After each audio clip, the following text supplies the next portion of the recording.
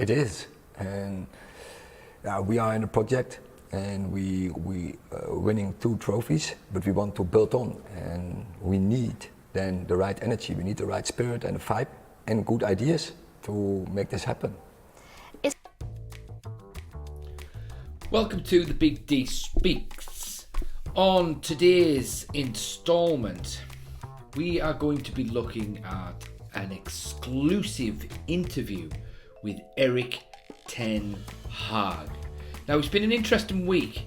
Interesting past couple of weeks really. We've done some really good business in the transfer window so far. We've got Euro and we've got Xerxes, okay? But there's been a little bit of an injury crisis already with the injuries to Marcus Rashford, Rasmus Højlund and Lenny Euro, and it looks like Lenny Euro is out for 3 months with, I think it's a broken metatarsal. Anyway, we've also been linked with Mazraoui and also De Ligt. That particular deal is still in play. Well, both of those particular deals are still in play. And who knows what's going on with Ugarte.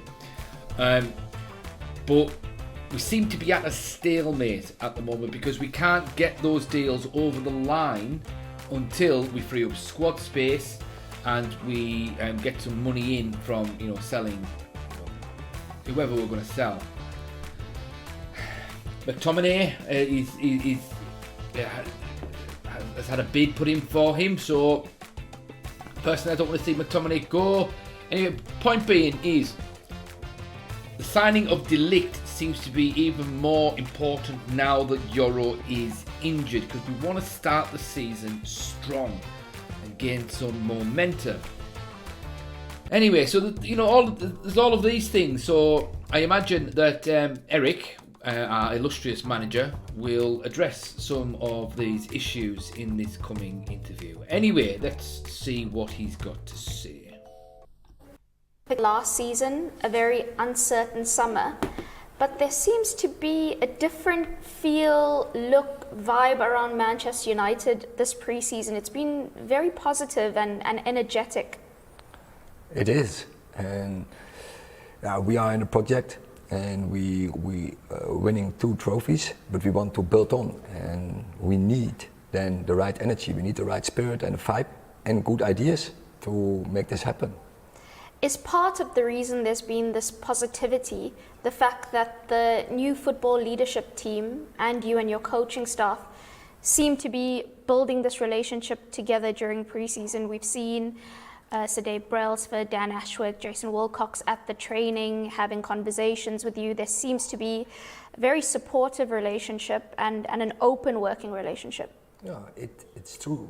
We just started and it had to get really to come together, but we have a good start. We already have a good foundation, and we work very hard in togetherness, and that is a foundation to get the success. Can you give us an idea of the relationship? How have you guys been spending pre-season? Do you guys go for meals together? How do you discuss recruitment? Does it have to be penciled in meetings, or can you just speak openly? That happens in different structures, sometimes informal, sometimes formal, sometimes we are on the way in meals, but always together, communicating very strongly with each other, that everyone knows where we are. So we create a vision about our club and about our team. It wasn't the best start to the relationship, but in order for a club to be successful, it needs to have a successful structure, but also very strong bonds. So how did you guys get from the point where the new leadership structure was looking at other managers, then they've decided to keep you on board, and now you're on tour together and building? Did you have to be quite upfront with them and say, listen, if this is to work, we have to be honest with each other, we have to communicate? Did you have to say all that to them in Ibiza? They know. And they know they are so experienced in different clubs, in different sport arts, in business. And then they know when you are not together, you don't will achieve the success you want to. And we are highly ambitious, so we need to be unified. And in that unity, we have to fight together. because we have to be the example for our players and for the team we want to put out. This new leadership structure, what we've seen is a lot of changes from Manchester United in various approaches, and one of them is recruitment. It seems to be more aggressive, more proactive, but also more in keeping with the style of profile of player that can actually execute your vision on the pitch. So you have to be there aligned, and we want to be proactive, and we want to attract players who can execute our K model. And so, from profiling, we used to get the right players, and that's a daily process, and it's a continued process as well. It's in the window, but also during windows. But that has to grow. You've spoken about profiles there. One of the things you mention a lot is balance between the squad on the left and the right. Are you still keen on a left-sided defender? We have left-sided defenders with Luke Shaw and with Licia Martinez. Do you have enough? We're always looking for having squad. She meant to say right side there. Cover all the positions as possible, double, because we know we go in the season, it's a survival of the fittest. But it needs to be the right player, and also finance, FFP, all such things we have to take into mind, because otherwise we can't bring a good squad on the pitch. One of the things that could affect recruitment is injuries. Lenny Yoro out for at least 3 months. Would that alter your thinking in any way? No, we have a clear plan. We know what to do. Injuries are part of the process. You can't avoid it, because top football, you go to the edge, and it will happen. And then you need a squad who can cover this. We've spoken about how positive it's been around Manchester United. 33 minutes into the opening game, there's 2 injuries. How do you, as a manager, keep the message that, okay, those are 2 setbacks, but we're not going to let that lead the agenda. We have to keep moving forward, keep being optimistic. It is a blow, a double blow to the start of the season plans, but how do you make sure that the message is still positive? Because we know what we are doing, in what direction we are moving, and so we know exactly the leadership, the coaching staff, the players, where we want to go. And setbacks is also part from the process, but we have to be ready to deal with the setbacks, and we need a plan underneath who can cover these setbacks.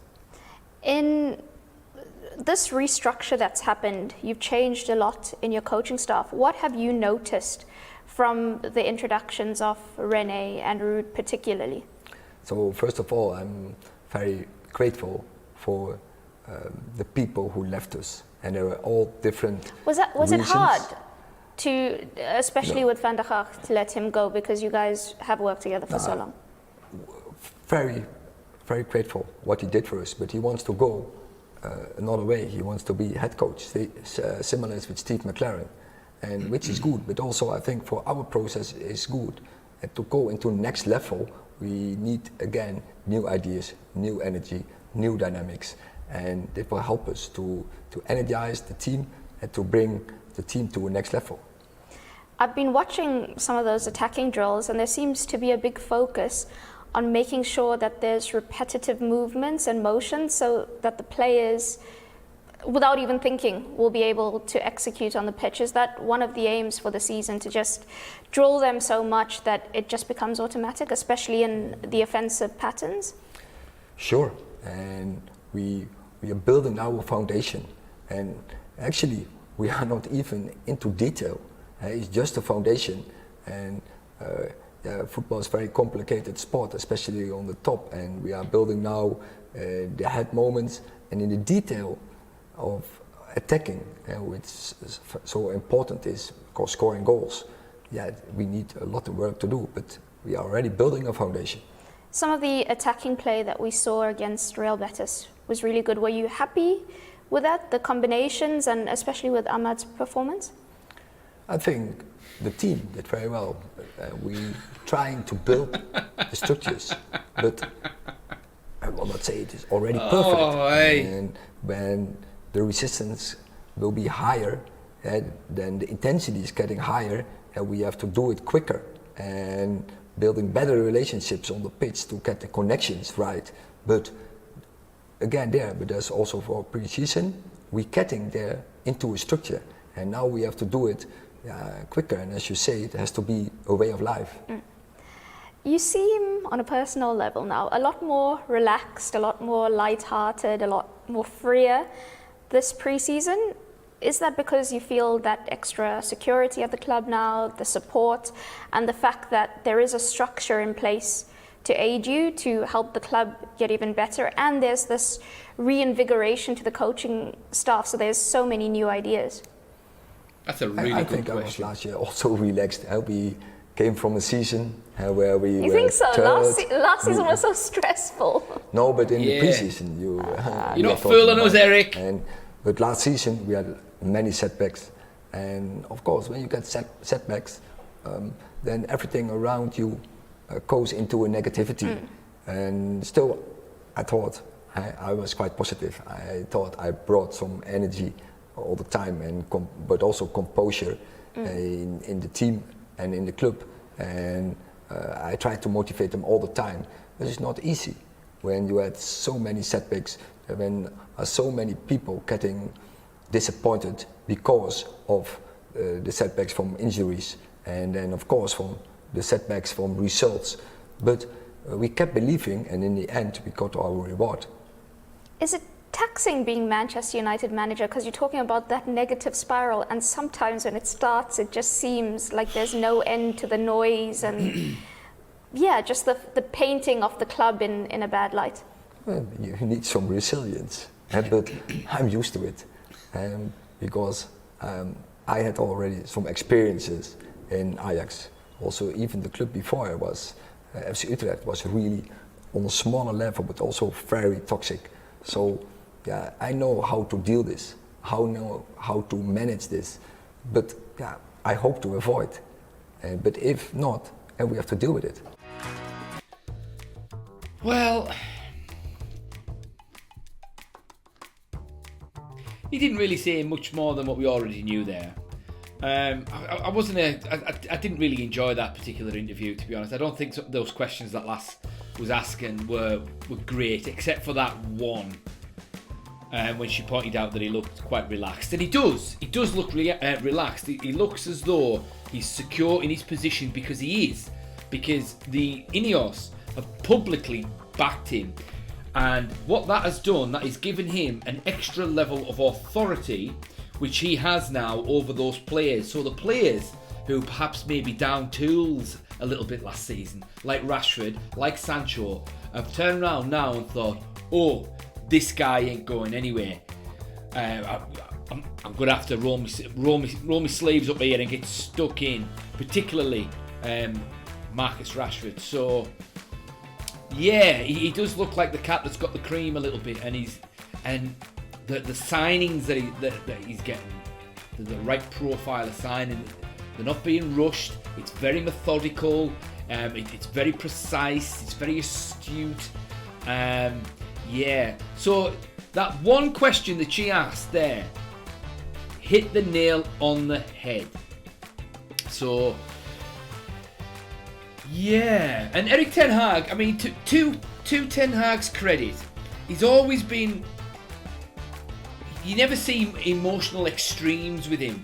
He's always quite level-headed. He says the same thing consistently. We concentrate on the process. He states the obvious. He says, this is why we're not doing well. This is why we are doing well. Everyone's working hard, etc., etc., etc., etc., etc.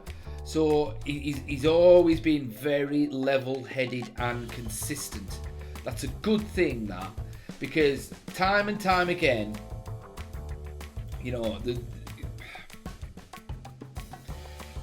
time and time again, even with Mourinho, Van Gaal, even Ollie a little bit, certainly David Moyes, you could see the weight of the world on their shoulders. When Ten Hag, it was worse for him last season, but even then, he seemed to grit it out, and he was fine. You never saw any weakness there. And now that he's passed through that bottleneck, I think what's happened this summer is the bottleneck that Alex Ferguson went through after he won the FA Cup in 1990. And after that, things just started to compound and he was able to build the team that he wanted to build. I think Erik ten Hag, which is different to all the other managers that's come before him, post-Ferguson, I think that's what's happening to Ten Hag now. He now has a clear run at building a Ten Hag team precisely how he wants it, with no fear of players down in tools or not being supported or anything like that. He's got what he wants now. He's got no excuses now. There are no excuses. He's been backed. He's getting the players that he wants. I'm really excited about this season. Actually, there just seems to be a certain level of bubbling confidence just starting to rise up. Yeah, it's going to be really interesting. I'm really looking forward to the Charity Shield next week. Anyway, what do you guys think? Is Ten Hag on the right path? What do you think he needs moving forward? Is he getting the support that he needs? Does he have any excuses now? Let me know what your thoughts are in the comments section. See you again soon.